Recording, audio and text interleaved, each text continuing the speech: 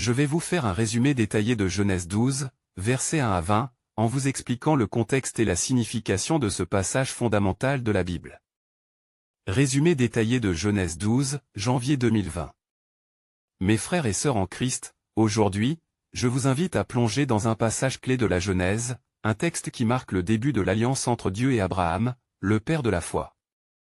Il s'agit du chapitre 12 de la Genèse, où nous voyons comment Dieu appelle Abraham, qui deviendra plus tard Abraham, à quitter son pays et à suivre une destinée inconnue, guidé uniquement par la foi en la promesse divine. L'appel d'Abraham et la promesse divine, versets 1 à 3.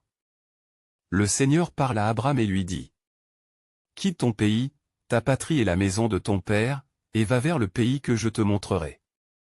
Je ferai de toi une grande nation, je te bénirai, je rendrai ton nom grand et tu seras une bénédiction. Je bénirai ceux qui te béniront et maudirai ceux qui te maudiront, et toutes les familles de la terre seront bénies en toi. Dans cet appel, Dieu demande à Abraham un acte de foi radical, abandonner tout ce qu'il connaît, sa terre natale, sa famille, son confort, pour s'engager sur un chemin incertain. Il ne reçoit aucune carte ni destination précise, mais seulement une promesse divine. Dieu lui assure qu'il sera le père d'une grande nation, qu'il sera béni, et que par lui, toutes les nations de la terre recevront une bénédiction. Ce passage est d'une importance capitale, car il marque le début du peuple élu et l'annonce du dessein universel de Dieu. C'est une alliance divine qui dépasse Abraham pour atteindre toute l'humanité. Le départ d'Abraham vers Canaan, versets 4 à 9. Obéissant à l'appel du Seigneur, Abraham quitte tout et se met en route.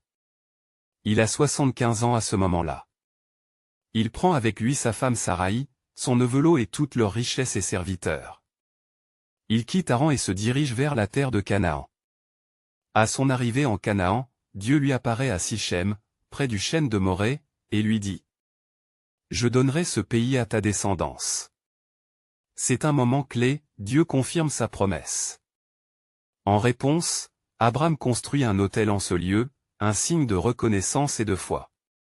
Ensuite, il poursuit son voyage vers l'est de Béthel et y dresse un autre autel, invoquant le nom du Seigneur. Cet acte montre qu'Abraham est un homme de foi qui cherche continuellement la présence et la direction de Dieu. La famine et le séjour en Égypte, verset octobre 2016.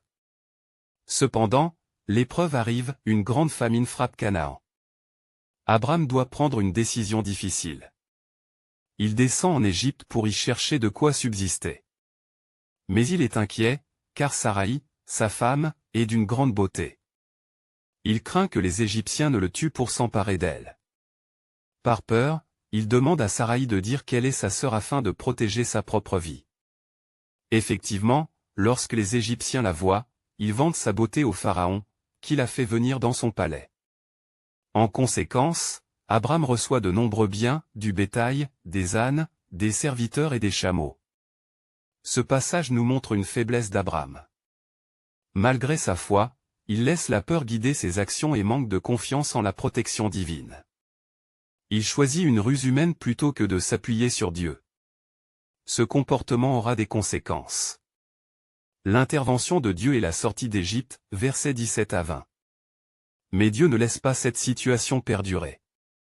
Il frappe Pharaon et sa maison de grandes plaies à cause de Saraï. Pharaon comprend qu'elle est en réalité la femme d'Abraham et lui reproche son mensonge. « Pourquoi m'as-tu fait cela? Pourquoi ne m'as-tu pas dit qu'elle était ta femme ?» Pharaon renvoie alors Abraham et sa femme, lui rendant tout ce qu'il avait reçu.